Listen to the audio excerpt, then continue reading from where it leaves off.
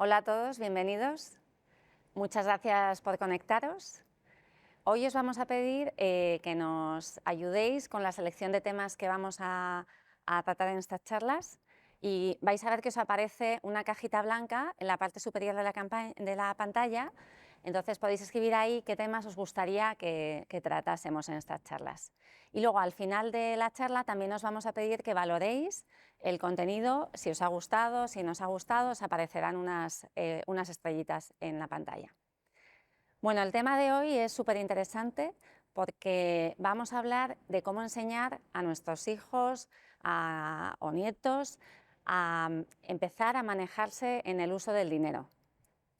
A veces tenemos la sensación de que llegan a la vida adulta sin tener un conocimiento o sin saber qué hacer en este tema. Es una asignatura que no se da en el colegio y la educación financiera, según todos los estudios, pues es una asignatura pendiente en nuestro país. Hoy está con nosotros Álvaro. Hola Álvaro, ¿qué tal? Hola Isabel, ¿cómo estás? Muy bien. Pues nada, eres un experto, vamos a hablar contigo, además eres padre de familia, pues de este tema. Y hay muchas cosas de las que hablar, pero la primera sí que me surge es un poco a qué edad empiezan los niños un poco a querer, pues a pedir dinero, a decir, oye, quiero salir con los amigos, más o menos qué edad se suele dar. Bueno Isabel, en primer lugar, muchísimas gracias por invitarme. Creo que es un tema importantísimo. Has hablado de educación financiera, yo casi lo ligaría a la salud mental. Creo que la tranquilidad de saber cómo funciona el dinero y cómo manejarnos en el mundo de las finanzas es muy importante y no es solo para la gente de números o la gente de banca, ¿no? Sobre la pregunta de cuándo o con qué edad iniciarse, yo os diría, sobre todo apelaría a los padres. Creo que es una pregunta que tienen que responder los padres, que podéis apoyaros en otros familiares, en el consejo de otros familiares, en los profesores, en el conocimiento de gente que conozca a cada niño en su terreno. Porque los que somos padres sabemos que no todos los niños son iguales y que un niño con cierta edad no tiene por qué tener la misma madurez. No solo madurez, sino también responsabilidad. Cuenta mucho también el círculo cercano, las amistades de esos niños, ¿no? Pero bueno, si tuviéramos que dar una respuesta un poco más cerrada o mojarnos, Sí. yo te diría que por los estudios que tenemos en el banco, por la observación que tenemos de los clientes, vemos que los niños a partir de los 12 años naturalmente empiezan a romper el cascarón y empiezan a tener de alguna forma una relación social con su entorno, con sus amigos, que les lleva a tener cierta autonomía. Esto lo hemos visto muchas veces en la parte digital, pero también lo vemos en las finanzas. Y entonces el niño empieza a moverse, necesita dinero para el transporte, para en un momento de ocio, pues un viernes porque sale al cine o tomar una hamburguesa, y empieza a tener o a demandar gestionar parte de dinero, ¿no? Entonces, bueno, yo os diría que creo que esa es la edad más habitual, pero también os diría que sea cuando sea, porque cada contexto y cada familia tiene su miga, lo hagáis de forma gradual.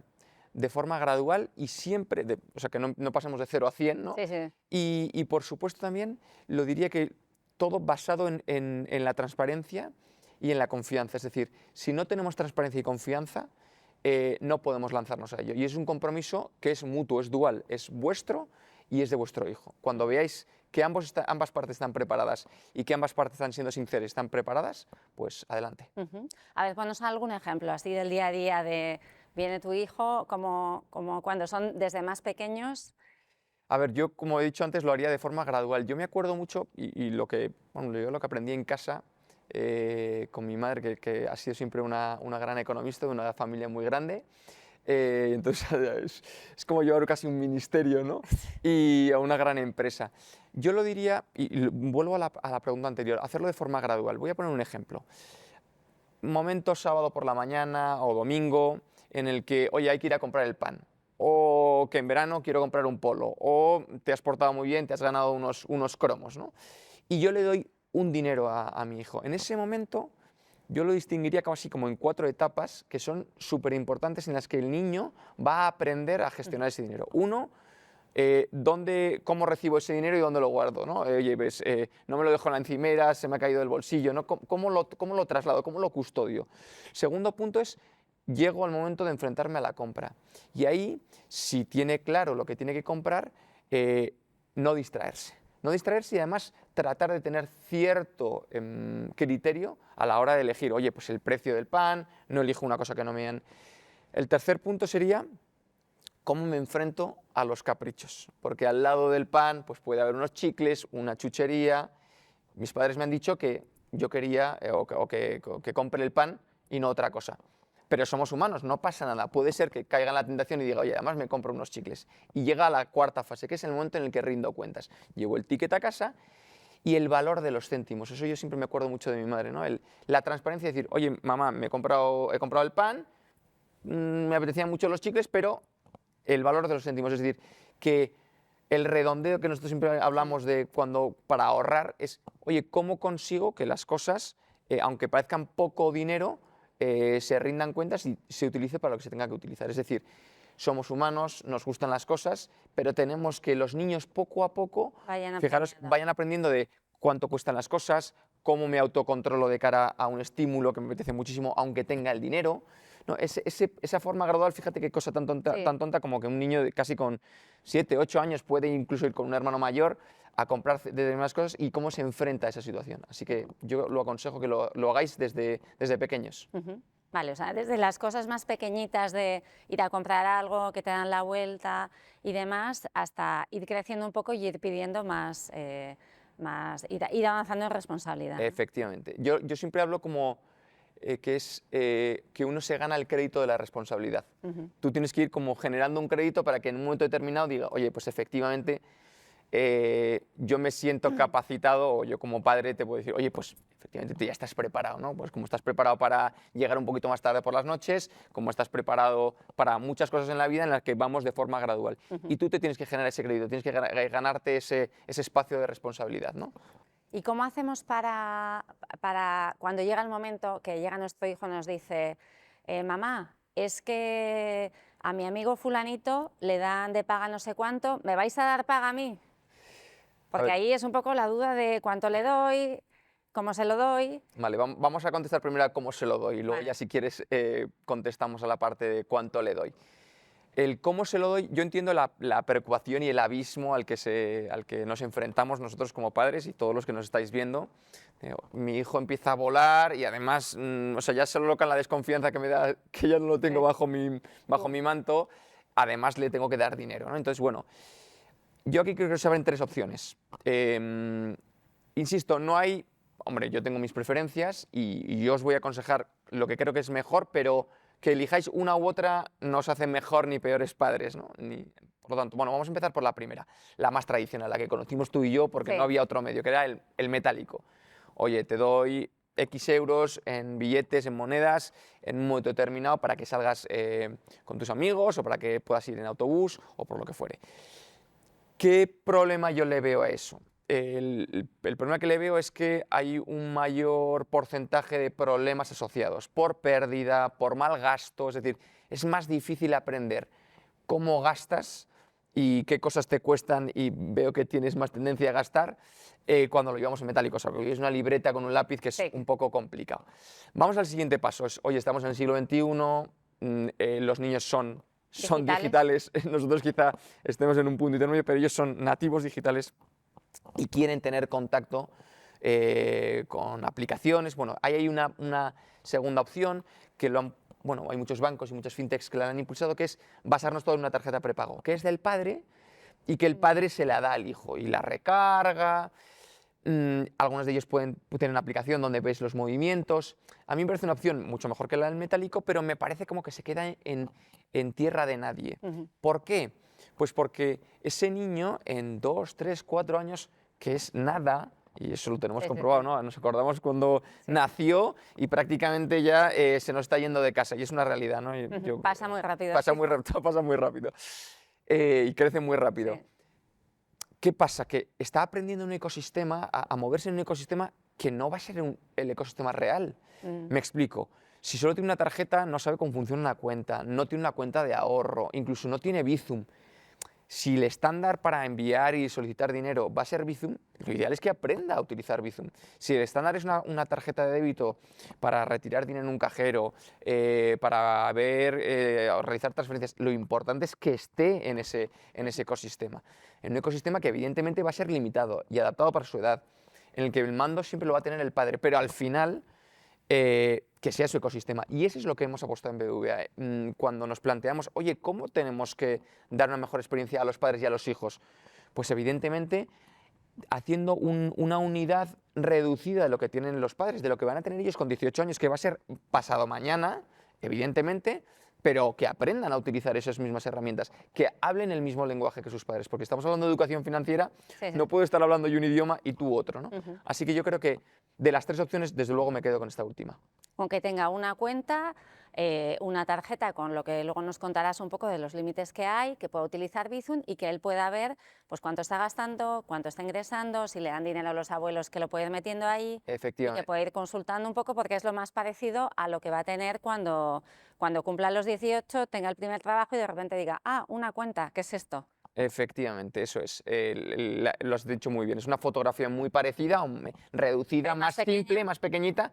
Evidentemente la economía de un niño Sí, es sí. la que es, Sí, sí. pero lo has dicho muy bien. Antes, oye, que yo sepa en qué gasto, las categorías, cuánto me queda, cuándo voy a recibir la paga, todo eso es muy sano. El Bizum, bueno, yo creo que es la vía y es el futuro, desde luego.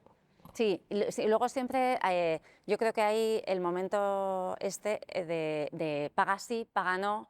eh, ¿Tú qué opinas de eso?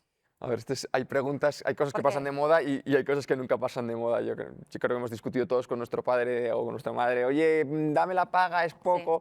A ver, mi punto es, ¿para qué se necesita la paga? Y antes incluso de esa pregunta es hablar de presupuestos. ¿Cuánto necesitas y si realmente lo necesitas? Y ahí podemos aplicar la regla del 50-30-20. ujú, Para que lo entendáis en casa, 50-30-20 es una regla en la que partimos y en la que hacemos los presupuestos. Si no lo hacéis en casa, que sería quizá lo ideal. El 50% lo vamos a destinar a las necesidades básicas, a las que necesitamos sí o sí para vivir y vivir con tranquilidad. El 30% lo vamos a ahorrar y ahora diremos, oye, ¿por qué un niño tiene que ahorrar, no? Y el 20% lo vamos a destinar a caprichos. Pues para un niño, la economía de un niño, el 50% puede ser lo que se gasta en la tarjeta de sí. transporte, el 30% para aquello que le hace ilusión, un objetivo, una meta que se ha fijado, de lo que fuere, oye, pues quiero comprarme una bici o quiero lo que fuere. Y el 20%, bueno, pues evidentemente para sus momentos de ocio y de caprichos que todos los tenemos que tener. Ahora, ¿cómo una vez que sabemos cuánto dinero, porque lo hemos acordado mutuamente, cuánto dinero te voy a dar, vamos a ver por qué te lo doy y cuándo te lo doy? Y aquí se nos vuelven a abrir 3 vías. La primera sería bajo demanda.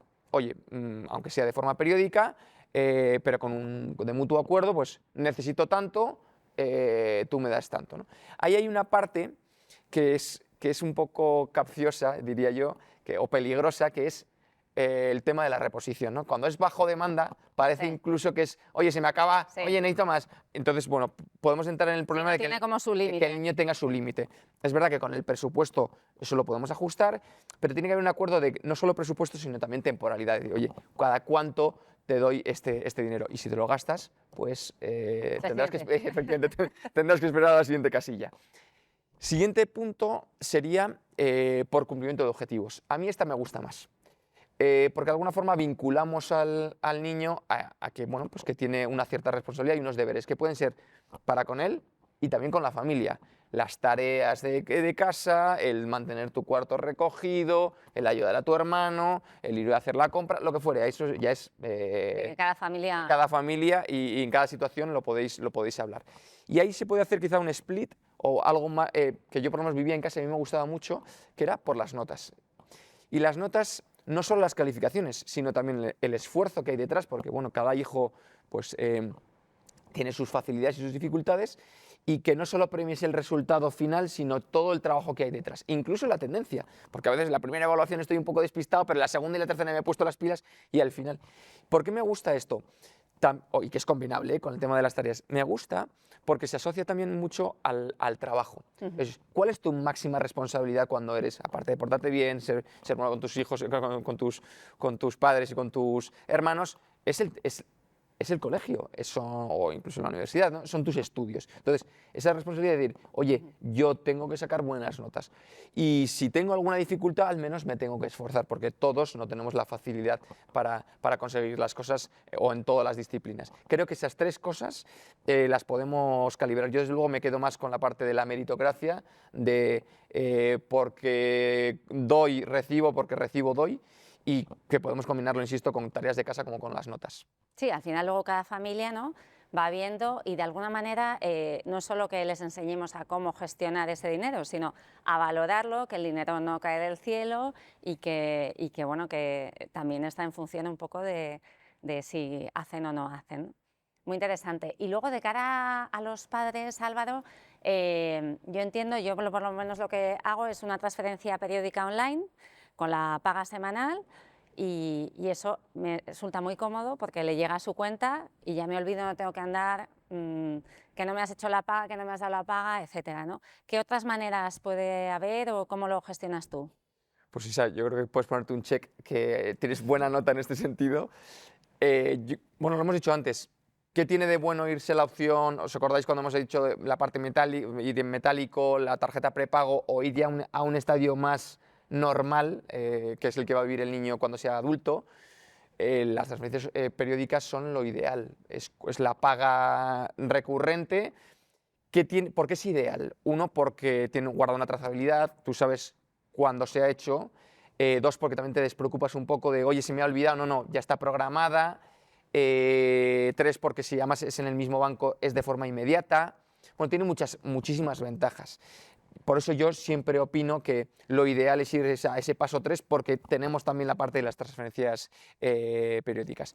Incluso si tenemos una urgencia, también podemos utilizar las transferencias inmediatas o Bizum. Por eso hay que tener cierta flexibilidad, porque a veces las cosas, Sí, sí. oye, pues hay una urgencia, no le puedo hacer la transferencia, pero le hago un Bizum y lo tiene de forma inmediata. De forma que yo creo que las transferencias inmediatas las transferencias periódicas es lo ideal. Tener también la opción de Bizum por si acaso en un momento determinado. Y lo que yo te diría es que nuestra experiencia en BBVA es que está siendo muy positiva. Incluso vamos a mejorar la experiencia de paga para que el niño pueda ver cuántos días, horas y segundos le quedan para recibir la paga y se pueda, oye, pues efectivamente me quedan 3 días y me queda poco dinero, pues tengo que ser cauteloso, ¿no? Y lo mismo para el padre, oye, pues que el niño me dice, papá, que no he recibido la paga, y dice, no, es que quedan 2 días, tranquilo, ¿no? O sea, que de alguna forma le demos ese feedback y esa guía al padre y al hijo para saber cuándo va a recibir la paga. Vale. Y otra cosa que te iba a preguntar es un poco cómo puedo, como padres, cómo podemos estar tranquilos un poco para tener como esa, por un lado, que tenga una autonomía financiera de su dinero, y por otro lado, tener una sensación como padres de control, de una supervisión, dejándole un poco esa cometa que va soltando el hilo poco a poco hasta que ya vuela totalmente. Pues me encanta el ejemplo de la cometa. Tú lo has dicho. Y fíjate que hemos empezado en la charla hablando de desde muy pequeños, y hemos hablado de generar ese crédito de confianza. Creo que eso es vital. Ese es el hilo que vamos dando, pero el hilo no pretendamos hacerlo cuando tengan 16 años. Tenemos que empezar a practicar mucho antes, con eso y con todo en casa, evidentemente, ¿no? Pero para saber lo que está gastando, vuelvo otra vez a las 3 opciones, perdona que me repita, pero cuando yo le doy metálico es casi imposible trazabilizar lo que está haciendo, ¿no? Por eso yo me iría a una solución más digital. Pero te diría que eso no es suficiente. ¿Por qué? Porque tener trazabilidad de lo que hace el niño, para mí, considero que no es suficiente, porque aún así puede incurrir en muchos peligros, ¿no? Y estamos en un mundo en el que creo que hay una charla de ciberseguridad, hay mucho fraude. Sí. Bueno, incluso si nosotros somos sujetos potenciales de fraude, imagínate un niño. Por lo tanto, no solo hay que poner el foco en la trazabilidad, en cómo puedo yo ver qué hace el niño, que tú lo has apuntado también muy bien, que hay una parte de, oye, yo confío en ti, pero bueno, superviso porque al final yo soy responsable de lo que tú haces, sino también una parte de qué le exigimos a la entidad financiera con la que trabajamos. Por eso yo no me dejo guiar por los cantos de sirena, y yo os aconsejo que en casa tampoco lo hagáis, porque hay que tener mucho cuidado. Y en eso vamos a poner algunos ejemplos de cosas que quiero que apuntéis o que, bueno, que memoricéis o que os repaséis luego en el vídeo, de forma que cuando vais a hacer un checklist decir, oye, este banco que me parece que me convence, o mi propio banco que me ofrece algo, realmente me ofrece todas las garantías de seguridad para que yo esté tranquilo respecto a lo que hace mi hijo y que lo que haga pueda tener solución. Bueno, hemos hablado de uno que es que yo pueda tener en mi aplicación, a poder ser, no tener que tener dos aplicaciones, tener en mi propia aplicación la visibilidad de qué hace mi hijo en tiempo real. Y no solo en tiempo real, sino que además me ayuden con los movimientos, porque yo a veces, oye, veo un movimiento que no tengo ni idea de qué es, oye, no, pues esto es de la categoría de videojuegos, o esto es la categoría de restaurantes, porque puede ser que no conozca exactamente el movimiento. Por lo tanto, que el banco me permita ver el movimiento en tiempo real y además me diga de qué tipo de categoría es. Segundo, que además me permita cambiar esa categoría y decir, oye, no, pues que esta categoría os habéis equivocado, pero bueno, pues vale. Luego vamos a fijarnos en la tarjeta, y en la tarjeta, porque es el elemento que quizá utilice más el niño. Y la tarjeta sabéis que puede ser utilizada con el plástico o puedes tenerla directamente en tu móvil y pagar con el móvil. Y entonces vamos a ver, primero, ¿qué límites de retirada en cajeros tiene? Ajustados, es decir, hay que intentar que no sean los mismos límites que tienen los padres, o por lo menos que te dejen elegir cuándo y no que tenga esos límites o no. Lo segundo sería si puede incluso utilizar el cajero, porque decidimos que, oye, hemos decidido que no quiero que lleves metálico y puedes incluso decidir no utilizar el cajero. Tercero, que esté limitado en pagos en determinadas categorías que evidentemente sabemos que no son las ideales. Y que incluso aunque él no esté utilizando esa tarjeta en esas categorías, yo pueda tener avisos por uso fraudulento, porque está haciendo un pago repetitivo, porque se está conectando incluso desde su aplicación o haciendo un pago. Pero es como una alerta. Son alertas, efectivamente, son avisos que me dicen, oye, te estás conectando desde un móvil que no suele ser el tuyo. Lo mismo que nosotros en BBVA tenemos para mayores, también aplicados para tus hijos, que evidentemente tienen una réplica, un seísmo en tu cuenta, ¿no? Es decir, oye, tu hijo se está conectando desde un sitio o desde un dispositivo que no suele ser el suyo. También, saliendo del mundo de la tarjeta, bueno, un último punto que también es importante, un caso muy claro, papá, me he dejado la tarjeta en el autobús, no te preocupes, apagar y encender la tarjeta. Ahí va, no, que es que lo tenía en la mochila, pero debajo del deporte, ¿no? Pues, o sea, que tengamos la facilidad y sobre todo la inmediatez de decir, tranquilo, cualquier cosa que te puede pasar, puedo apagar y encender y no va a pasar nada. Y no tengo que pedir un plástico y, oye, que si luego efectivamente lo hemos perdido, pedimos uno nuevo, pero que no tengamos ese problema ante el miedo de, joder, lo he perdido y ahora qué hago, ¿no? Incluso le quita responsabilidad al niño, decir, papá, lo he perdido, ¿qué va a pasar? No va a pasar nada, y eso también es muy bueno. Pero también tenemos límites en Bizum. Evidentemente, no es lo mismo el uso, que es muy gracioso ver cómo utilizan los niños Bizum, y los importes, y entonces incluso lo utilizan casi como si fuera que trasladan el mundo WhatsApp a Bizum, ¿no? Y hablan con sus padres por Bizum y nos lo cuentan, es muy curioso. Pero también limitarlo, no solo en el importe que envían y que reciben, sino también a quién lo solicitan. Por ejemplo, nosotros lo tenemos limitado para que solo puedan solicitar a los contactos que tienen guardados en su teléfono, para que, bueno, pues, incluso para que no hagan cosas de las que no nos sentiríamos orgullosos como padres, ¿no? Bueno, hay, como puedes ver, infinidad de cosas relacionadas con el mundo de la tarjeta, de Bizum. Yo personalmente os animo, por favor, a que toméis tiempo para que, por favor, veáis que no todos los bancos y no todas las ofertas son iguales, aunque lo parezcan. Y sobre todo en este punto, que es el que quizá más nos preocupa, ¿no? Sí, y además a veces no somos un poco conscientes de esto, ¿no? O sea, pues oye, yo creo que ha sido súper interesante. Álvaro, muchísimas gracias por estar aquí, por contarnos todo esto. Y nada más, os agradecemos que valoréis abajo, en las estrellitas que os salen en la pantalla, qué os ha parecido esta charla. Y animaos también a que dediquéis ese tiempo y esa reflexión a ver cómo vamos iniciando y cómo seguimos enseñando a nuestros hijos a gestionar y aprender a manejar su dinero. Muchas gracias y hasta la próxima.